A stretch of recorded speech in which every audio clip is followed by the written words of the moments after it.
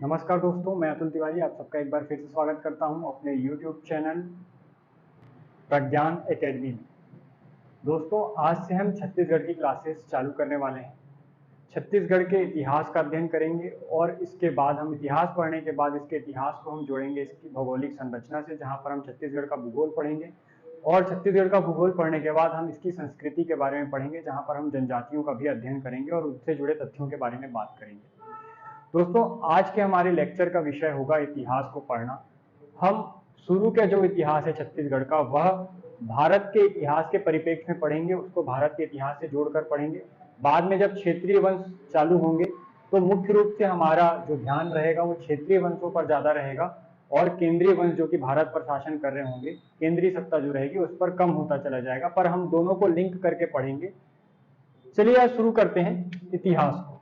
देखते हैं हम इतिहास। ये हम छत्तीसगढ़ का इतिहास पढ़ने वाले हैं, ये याद रखिएगा।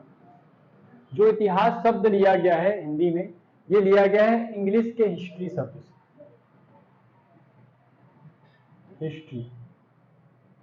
हिस्ट्री शब्द से लिया गया है। यदि सामान्य रूप से बात की जाए कि इतिहास क्या होता है, तो पूर्व में जो घटित घटनाएं हैं उनका क्रमबद्ध अध्ययन करना ही क्या कहलाता है? इतिहास कहलाता है। ऐसी घटनाएं जो पूर्व में घटित हो चुकी हैं, उनका यदि हम क्रमबद्ध अध्ययन करते हैं तो वो क्या कहलाता है? इतिहास कहलाता है। ये जो इतिहास है ये 3 शब्दों से मिलकर बना है। इति प्लस आस, ये इतिहास है। इसका मतलब ये हुआ कि निश्चित रूप से घटित हुई घटनाओं का अध्ययन। ऐसी घटनाएं जो निश्चित रूप से घटित हुई हैं उसे हम क्या कहते हैं? इतिहास कहते हैं। और इन्हीं घटनाओं का जब हम अध्ययन करते हैं तो हम क्या पढ़ते हैं? इतिहास पढ़ते हैं। ये याद रखिएगा। अब इनका अध्ययन हम कई तरीके से कर सकते हैं, जिसका पहला आधार हम देखते हैं लिपि के आधार। लिपि के आधार पर हम इतिहास को 3 भागों में बांटकर पढ़ते हैं। ठीक है, पहला है प्राग ऐतिहासिक काल। दूसरा है आद्य ऐतिहासिक काल।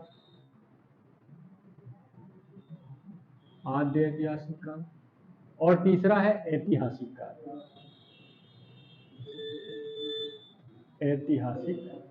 काल। इसे कहते हैं प्री हिस्टोरिक एज। ठीक है, prehistoric age, proto historic age और हिस्टोरिक एज के नाम से हम इसे जानते हैं। ये अध्ययन जो हम कर रहे हैं वो लिपियों के आधार पर कर रहे हैं। समझाता हूं मैं कि लिपि किस प्रकार से हम इसको आधार मान रहे हैं लिपि को। यदि हम प्राग ऐतिहासिक काल की बात करें तो यह ऐसा काल था जहां पर हमने या मानव सभ्यता में लिपि या भाषा का विकास नहीं हुआ था। ठीक है, हमारे पास अपने भावनाओं को व्यक्त करने के लिए कोई लिपि या भाषा नहीं थी, और इसलिए यहाँ जो साक्ष्य मिलते हैं वो केवल पुरातात्विक साक्ष्य मिलेंगे। यदि हम इंडियन हिस्ट्री में देखते हैं कि इतिहास का अध्ययन हम कुछ आधारों पर करते हैं, जिनमें से एक है पुरातात्विक साक्ष्य, मतलब खुदाई से मिले जो साक्ष्य हैं, जो सभ्यता हमें जमीन के नीचे मिलती है, जो अब वर्तमान में जमीन के नीचे दब चुकी है किसी कारणवश। जब खुदाई की जाती है किसी कारण से और उस खुदाई के दौरान हमें क्या मिलता है? कोई सभ्यता या कोई संस्कृति नीचे मिलती है, तो उसके स्रोतों को क्या कहा जाता है? पुरातात्विक स्रोत कहा जाता है। और उसको आधार मान के जब हम अध्ययन करते हैं तो वो किसके अंतर्गत आता है? प्राग ऐतिहासिक काल, जहां पर हमें लिपि या भाषा प्राप्त नहीं होती है। ठीक है, तो याद रखिएगा, लिपि या भाषा जहां पर नहीं मिली है वो किसके अंतर्गत आएगा? प्राग ऐतिहासिक काल। इसमें हम आगे देखेंगे कि पूर्व पाषाण काल, मध्य पाषाण काल, उत्तर पाषाण काल और नव पाषाण काल की हम चर्चा करेंगे।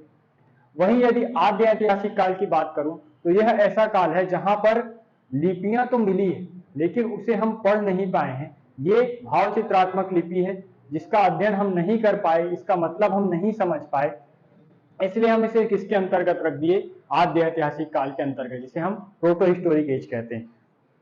और फिर अंतिम रूप से आता है ऐतिहासिक काल, जहां पर हम इतिहास के उस हिस्से का अध्ययन करते हैं जहां पर हमें पुरातात्विक साक्ष्य भी मिले हैं, लिपियां भी मिली हैं और उसका अध्ययन भी हम कर पाए हैं, उसे हम पढ़ भी पाए। इस आधार पर हम इसको किस भाग में बांटते हैं? ऐतिहासिक काल या हिस्टोरिक एज में। हिस्टोरिक एज में हम यात्रियों के विवरण भी देखेंगे, अभिलेख भी देखेंगे, लिपियां भी पढ़ेंगे और पुरातात्विक साक्ष्य भी देखेंगे। यदि मैं प्राग ऐतिहासिक काल पे आऊं तो इसका जो काल है लगभग 12 लाख ईसा पूर्व। ये अलग अलग विद्वानों के द्वारा अलग अलग बताया गया। ये जो 12 लाख ईसा पूर्व बोल रहा हूँ ये एनसीईआरटी में बताया गया, इसलिए मैं आपको 12 लाख बता दिया हूँ। लेकिन यदि कई जगह पे आपको 6 लाख मिले या 5 लाख ईसा पूर्व से मिले तो भी गलत नहीं है, ठीक है, तो भी गलत नहीं है। ये याद रखिएगा, ये काल आपसे पूछा नहीं जाएगा आपकी परीक्षा की दृष्टि से। ये लगभग चलेगा 3000 ईसा पूर्व तक। इस पीरियड का अध्ययन किसमें करेंगे? प्राग ऐतिहासिक काल। इसको हम छत्तीसगढ़ के परिप्रेक्ष्य में फिर से 4 भागों में बांटकर देखेंगे। पहला हम देखेंगे पूर्व पाषाण काल, पूर्व पाषाण काल जिसे हम पैलियोलिथिक एज कहते हैं या फिर प्री स्टोन एज के नाम से जानते हैं। दूसरा काल हम देखेंगे मध्य पाषाण काल, मध्य पाषाण काल जिसे हम मीजोलिथिक एज के नाम से जानते हैं या फिर हम इसे मिडिल स्टोन एज भी कह सकते हैं। जो तीसरा विभाजन होगा इसका उत्तर पाषाण काल होगा जिसे पोस्ट स्टोन एज के नाम से जानेंगे, पोस्ट स्टोन एज। इसी प्रकार जो चौथा विभाजन हम करेंगे वो है नवपाषाण काल, नवपाषाण काल। नवपाषाण काल को नियोलिथिक एज कहते हैं या फिर न्यू स्टोन एज भी कहा जाता है। इसका जो कालक्रम है वो है 12 लाख से 12 लाख ईसा पूर्व से 10,000 ईसा पूर्व, 10,000 ईसा पूर्व। वही मध्य पाषाण काल 10,000 से 7,000 ईसा पूर्व तक देखने को मिलता है हमको। उत्तर पाषाण की बात करें तो हम यहाँ पर देख सकते हैं कि 7,000 से 4,000 ईसा पूर्व के पुरातात्विक स्रोतों का हम अध्ययन करेंगे और फिर हम 4,000 से 3,000 ईसा पूर्व की बात करेंगे नवपाषाण काल में। वहीं आद्य ऐतिहासिक काल की बात करें तो यहाँ पर हम 2 संस्कृति का अध्ययन करेंगे मुख्य रूप से। पहली है सिंधु घाटी सभ्यता, सिंधु घाटी सभ्यता। इसका जो विस्तार था सिंधु घाटी सभ्यता का हमारे छत्तीसगढ़ में देखने को नहीं मिलता है, इसलिए हम छत्तीसगढ़ के इतिहास में सिंधु घाटी सभ्यता के बारे में नहीं पढ़ते हैं। लेकिन यदि इसका कार्यकाल आपसे पूछा जाए तो ये लगभग 3000 से 1700 BC या ईसा पूर्व रहा है। ये लगभग की बात कर रहा हूँ, कार्बन डेटिंग में अलग निकला है, विद्वानों के द्वारा अलग बताया गया है, वो बात की चर्चा है जब हम सिंधु घाटी सभ्यता पढ़ते हैं तब की बात है। अभी यदि आपको याद रखना है तो आप याद रखेंगे 3000 से 17,000 हो गया, ये 1700 BC है, 1700 BC, ठीक है। यहीं पर आद्य ऐतिहासिक काल में हम एक और सभ्यता पढ़ेंगे जहां पर हम बात करेंगे महापाषाण काल, महापाषाण काल और ताम्रपाषाण काल,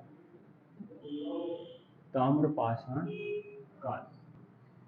पहले जब हम इतिहास का अध्ययन करते थे तो हमारा इतिहास कुछ इस प्रकार से होता था कि हम प्राग ऐतिहासिक काल पढ़ते थे, प्राग ऐतिहासिक काल में इन चारों कालों को पढ़ते थे और इसके बाद हम पढ़ते थे महापाषाण काल और ताम्रपाषाण काल।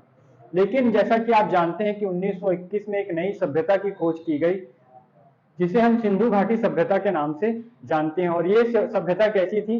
इस वर्तमान सभ्यता से काफी उन्नत अवस्था में थी, नगरीय सभ्यता थी। जिस प्रकार से आज हमारे नगर होते हैं इसी प्रकार से हमें क्या देखने को मिलता है? सिंधु घाटी सभ्यता देखने को मिलती है। और ये चूंकि बाद में खोजी गई तो हम इसे कहां पर रख दिए?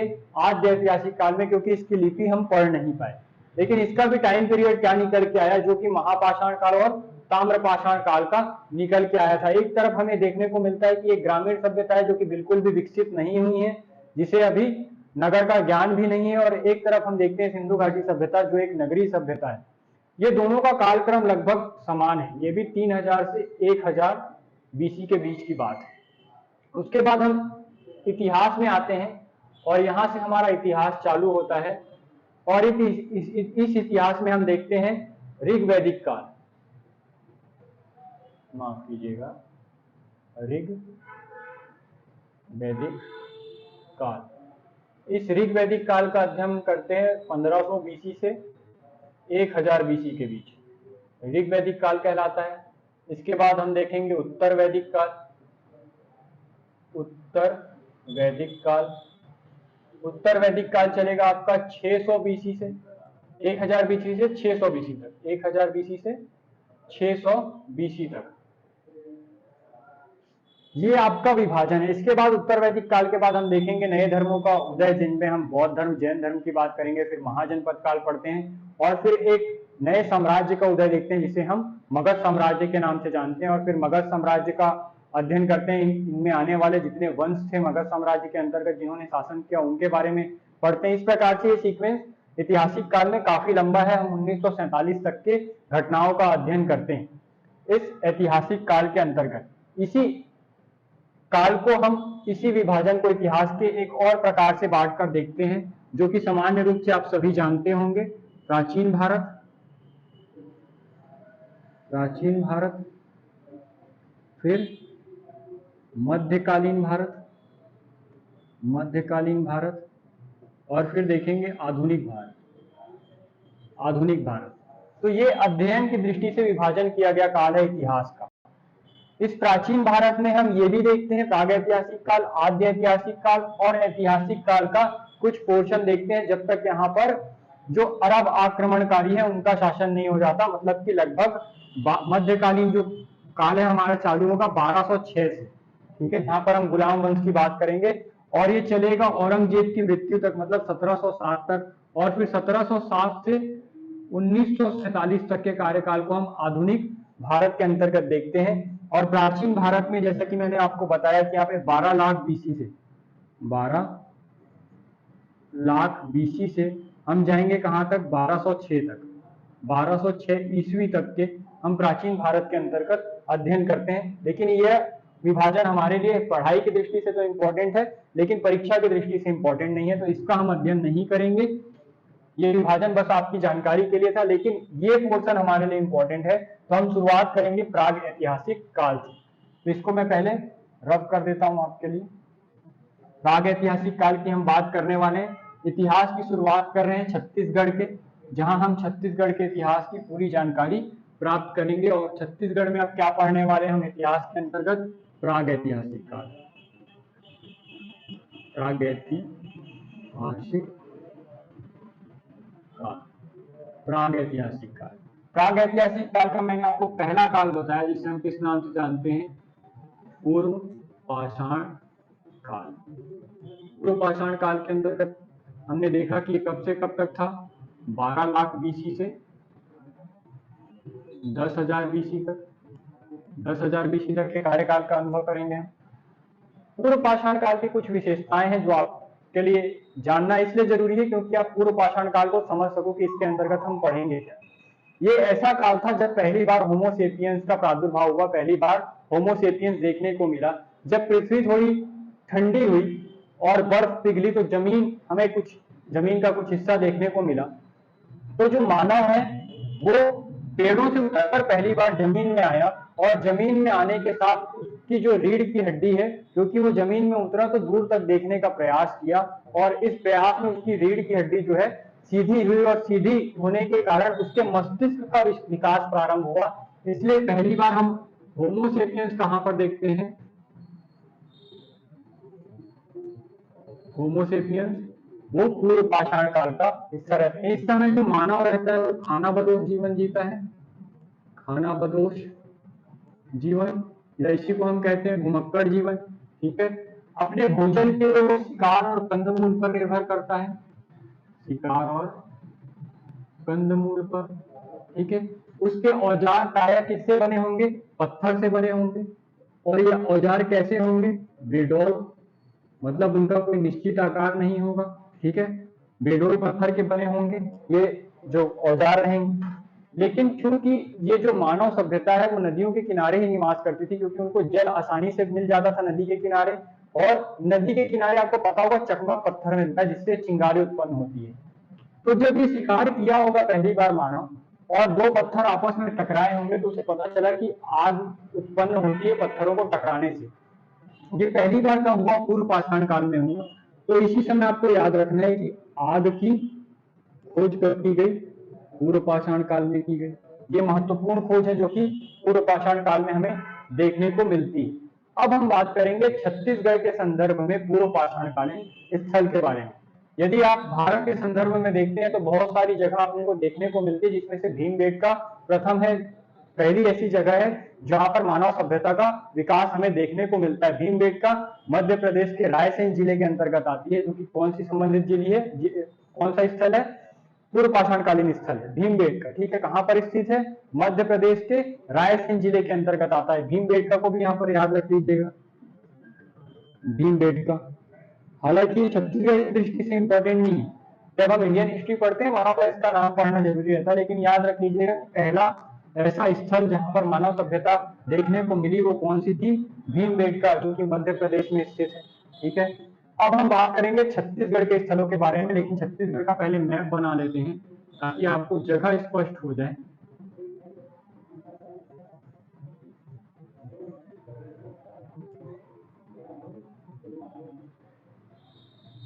आपको समझ में आए, जगह अच्छे से समझ में आए, इसलिए हम क्या कर रहे हैं, छत्तीसगढ़ का थोड़ा मैप बना के देख ले रहे हैं। ये आपका प्यारा छत्तीसगढ़ है। ठीक है, ये आपका सरगुजा संभाग, सरगुजा संभाग में ये है आपका पहला जिला एमसीबी मनेन्द्रगढ़ चिरमिरी भरतपुर। ये दूसरा जिला है आपका जिसे हम कोरिया के नाम से जानते हैं। ये आपका तीसरा जिला सूरजपुर, यहीं पर है आपका बलरामपुर, और बलरामपुर से लगा हुआ ये क्या है आपका सरगुजा, और ये जसपुर, जसपुर जिला। ये आपका सरगुजा संभाग। दूसरा देख लेते हैं हम बिलासपुर संभाग, ये आपका बिलासपुर संभाग। यहाँ से आप बना लीजिए रायगढ़ जिला, ये है आपका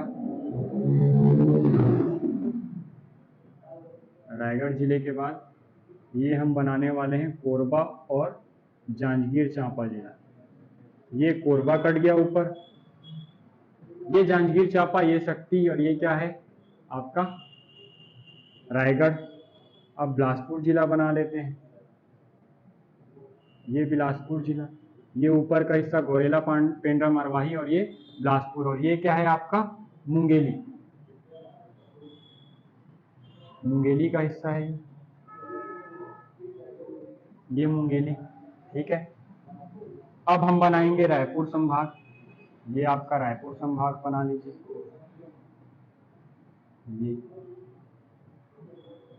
ये आपका बलौदा बाजार जिला, ये आपका बेमेतरा जिला, बलौदा बाजार के नीचे रायपुर जिला, यहीं पे याद रखिएगा। ये है दुर्ग जिला, ये बालोद जिला, ये रायपुर जिला। इसको आगे बढ़ाएंगे हमको मिल जाएगा सारंगगढ़ बिलाईगढ़, और इसको आगे बढ़ाएंगे हमको मिल जाएगा महासमुंद, और ये नीचे आपका है धमतरी जिला। आगे देखिए, दुर्ग संभाग में हमने बेमेतरा बालोद बना लिया, दुर्ग बना लिया, बेमेतरा बना लिया। ये ऊपर आपका क्या है कवर्धा, इसके नीचे खैरागढ़, खैरागढ़ के नीचे आपका राजनांदगांव, राजनांदगांव के नीचे मोहिला और मानपुर। ये स्पष्ट हुआ। अब देखिए ये क्या है आपका कांकेर जिला, कांकेर, कांकेर से याद रखिएगा ये नारायणपुर, नारायणपुर को आगे ले जाएंगे, ये बन जाएगा कोंडागांव, कोंडागांव से हम बना लेते हैं ये दंतेवाड़ा, ये बीजापुर, ये सुकमा, और ये क्या है आपका बस्तर जिला। अभी हम पढ़ने वाले हैं जो पूर्व पाषाण काल में, वो हमको याद रखना है रायगढ़, रायगढ़, ये आपका रायगढ़ जिला है। यहाँ जो स्थल प्राप्त होंगे हम उसकी जानकारी प्राप्त करेंगे। तो ऐसा पहला स्थल आपको याद रखना है सिंघनपुर, सिंघनपुर की गुफा, सिंघनपुर की गुफा, ये याद रखेंगे। कहां पर है ये सिंघनपुर, सिंघनपुर है रायगढ़ में, सिंघनपुर, सिंघनपुर की गुफा पहली जगह आपको याद रखनी है। इससे संबंधित फैक्ट की बात करते हैं कि ये कहाँ स्थित है, हमने देख लिया रायगढ़ जिले में, रायगढ़ जिला है। ठीक है, रायगढ़ जिला आपको याद रखना है। जिस पहाड़ी का ये हिस्सा है उसे हम कहते हैं चंवर ढाल, चंवर ढाल पहाड़ी। ये पहाड़ी जो है दो नदियों के मध्य, दो नदी बेसिन के मध्य पड़ती है। पहली नदी आपको याद रखना है हसदेव, हसदेव, और दूसरी याद रखना है मांड नदी। जब हम नदी वाला टॉपिक पढ़ेंगे इस सीरीज में तो वहां पर आपको नदी और स्पष्ट रूप से मैं बताऊंगा। अभी केवल नाम याद रख लीजिए कि जो चंवर ढाल की पहाड़ी है, किन दो नदी बेसिनों के बीच पड़ती है, हसदेव नदी और मांड नदी के बीच इसका स्थिति है। और ये जो चंवर ढाल की पहाड़ी है, ये पर्वतों की श्रृंखला है। ज्यादा हाइटेड नहीं है ये पर्वत, छोटे पर्वत हैं, लेकिन इनकी श्रृंखला है। और इसी श्रृंखला के नीचे का जो भाग रहता है, जिसको हम गिरिपाद कहते हैं, किसी भी पर्वत का निचला भाग कहलाता है गिरिपाद, या तराई का जो क्षेत्र रहता है, नीचे का जो क्षेत्र रहता है, वहां पर क्या मिलता है हमको, सिंघनपुर की गुफा देखने को मिलती है। तो ये इसकी स्थिति याद रखना है कि कहां पर है। आगे देखते हैं इसकी खोज। इसकी खोज कब की गई, तो 1910 में की गई। खोजकर्ता कौन थे, खोजकर्ता याद रखिएगा। इसकी खोज किसने की थी, एंडरसन ने की थी। एंडरसन द्वारा ये जगह खोजा गया था। और एंडरसन का सहयोग किसने किया था, सहयोगी कौन था, वो भी याद रख लीजिएगा, सीजे वेलिंगटन। सीजे वेलिंगटन ने क्या किया था, सहायता की थी एंडरसन की इस गुफा को खोजने में। एक्चुअल में हो क्या रहा था कि इस समय रेल लाइन बिछाई जा रही थी, ठीक है। उधर कलकत्ता का क्षेत्र था और इधर महाराष्ट्र बंबई का क्षेत्र था। इन दोनों को जोड़ने के लिए जो रेल लाइन बिछाई जा रही थी, इसकी खुदाई चल रही थी। और इसी खुदाई के दौरान क्या देखने को मिलती है हमें, सिंघनपुर की गुफा, क्योंकि रास्ते में रायगढ़ का क्षेत्र पड़ा, और रायगढ़ का क्षेत्र जब पड़ा तो वहां पर जब खुदाई की गई तो एक गुफे की पता चला कि एक यहाँ पर गुफा है, ये पता चला, जिसका नाम क्या रखा हमने, सिंघनपुर की गुफा, ठीक है। इसकी खोज किसने की, एंडरसन ने, क्योंकि यही उस समय कार्यभार देख रहे थे रेल लाइन बिछाने का, इसलिए इसकी खोज किसने की, एंडरसन ने। और इसके सहयोगी कौन थे, सीजे वेलिंगटन। तो 1910 में इसकी खोज हो गई। दूसरी डेट आपको याद रखनी है 1918। 1918 में इसका प्रकाशन किया गया। प्रकाशन, हर बार रिपोर्ट जारी होती है, हर वर्ष जब ब्रिटिश काल था तो पुरातत्व की रिपोर्ट जारी होती थी। उस रिपोर्ट में 1918 की रिपोर्ट में इसका प्रकाशन किया गया था, सिंघनपुर की गुफा का, ये आप याद रखेंगे। अगली चीज आपको याद रखनी है 1923 से 27। 1923 से 27 के बीच इस गुफा का विस्तृत अध्ययन किया गया। विस्तृत अध्ययन किसके द्वारा किया गया, ये आपको याद रखना है। विस्तृत अध्ययन ये किया गया था अमरनाथ दत्त के द्वारा। अमरनाथ दत्त के द्वारा ये विस्तृत अध्ययन किया गया था। 1927 के बीच में ही, 1923 से 27 के बीच में ही इन सभी जो पुरातात्विक साक्ष्य मिले थे, इनका संकलन किया गया, इनको एकत्रित किया गया। और एकत्रित करने का कार्य जो किया था वो लोचन प्रसाद पांडे, लोचन प्रसाद पांडे, ये पहले पुरातत्ववेता हैं छत्तीसगढ़ के ये। और इनका साथ दिया था जो इतिहासविद हैं doctor N Ghosh. N Ghosh के साथ थे एच डी गॉर्डन। इन तीनों ने मिलकर यहां से प्राप्त साक्ष्यों को एकत्रित किया। ये भी आपके लिए इंपॉर्टेंट हो जाता है। तो अब देखते हैं कि यहाँ से साक्ष्य क्या क्या मिले। तो यहाँ से शैल चित्र मिले, कुछ शैल चित्र आपको याद रखने हैं। पहला याद रखना है कि यहाँ से मानव की डंडेनुमा आकृति मिली, डंडेनुमा आकृति। मानव की कैसी आकृति मिली है, डंडे के आकार की आकृति मिली है। मतलब इस प्रकार से मानव का चित्रण किया गया है, ये आड़ी टेढ़ी लाइन खींचकर, ठीक है, इस प्रकार से ये मानव है। तो ये डंडे की आकृति है, इस प्रकार से चित्रण किया गया है। इसी प्रकार दूसरी आकृति आपको याद रखनी है सीढ़ीनुमा आकृति। ये भी मानव आकृति ही है, जिसका सीढ़ी के रूप में चित्रण किया गया है। मानव किस प्रकार से है, सीढ़ी के रूप में है, इस प्रकार से कुछ। तो ये सीढ़ी जैसी आकृति, तो सीढ़ीनुमा आकृति आपको याद रखनी है। तीसरी याद रखनी है आपको, जो मानव आकृति है वो मुखौटा लगाए हुए है, मुखौटा लगाए, मानव की आकृति। इसी को कुछ विद्वान कहते हैं कि मानव के सिर को उल्टा करके या फिर भयावह स्थिति में दिखाया गया है, उल्टा सिर लगा हुआ है मानव का।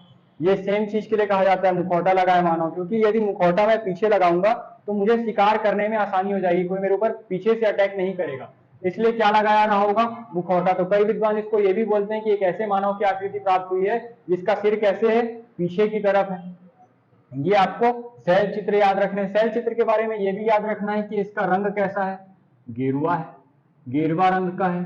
ये किसके कारण हुआ होगा, आयरन ऑक्साइड, आयरन ऑक्साइड का प्रयोग है।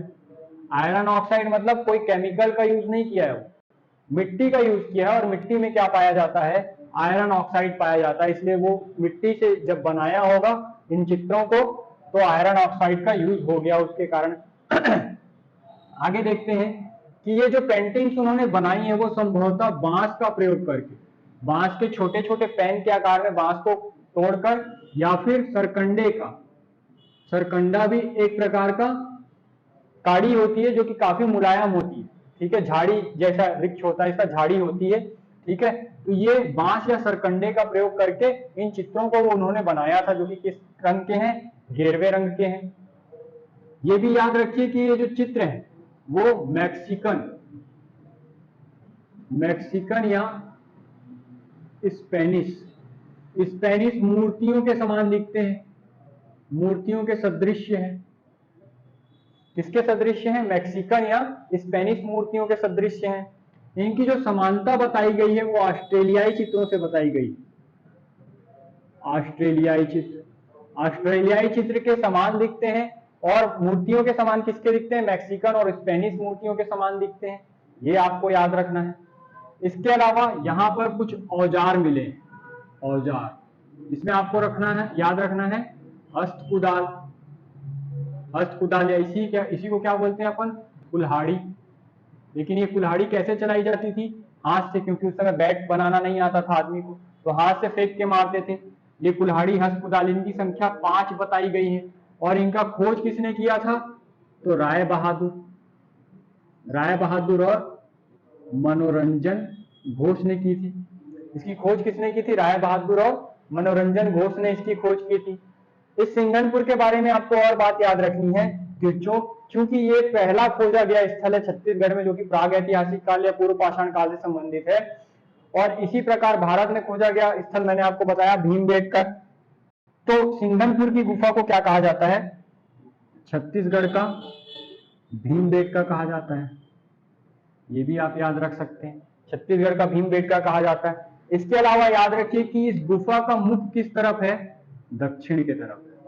ये गुफा कैसी है, दक्षिण मुखी है, ये आपको याद रखना है। तो ये सारी इंफॉर्मेशन किसके बारे में थी, सिंघनपुर गुफा के बारे में। ये मैं आपके लिए मिटा देता हूं ताकि मैं अन्य जो फैक्ट है उसकी भी चर्चा कर सकूं। अब देखिए, ये जो रायगढ़ जिला है, यहीं पर कुछ और जगह भी मिली है सिंघनपुर के अलावा, जो कि पूर्व पाषाण काल से संबंधित है। ऐसी पहली जगह हमने सिंघनपुर देखी, ठीक है। दूसरा आप याद रखेंगे गीधा, तीसरा याद रखेंगे सोनबरसा, सोनबरसा, चौथा आप याद रखेंगे भंवरखोल। ये सब कहां पर मिल रहा है, रायगढ़ जिले में ही मिल रहा है। भंवरखोल, गीधा, सोनबरसा, और एक जगह याद रख लेंगे छापामारा, छापामारा। इस प्रकार से ये 5 स्थल आपको याद रखने हैं जो कि पूर्व पाषाण काल से संबंधित है। सिंघनपुर, गीधा, सोनबरसा, भंवरखोल, छापामारा, ये सभी स्थल कहां पर मिलेंगे आपको, रायगढ़ जिले में मिलेंगे। और ये सब के सब किससे संबंधित होंगे, पूर्व पाषाण काल से संबंधित होंगे। तो यहाँ पर आपका पूर्व पाषाण काल समाप्त होता है। अब हम चर्चा करेंगे अपने नेक्स्ट वीडियो में इसके आगे, मतलब कि मध्य पाषाण युग और उत्तर पाषाण युग, नव पाषाण युग की चर्चा हम इसके अगले वीडियो में करेंगे। आज के लिए इतना ही, धन्यवाद।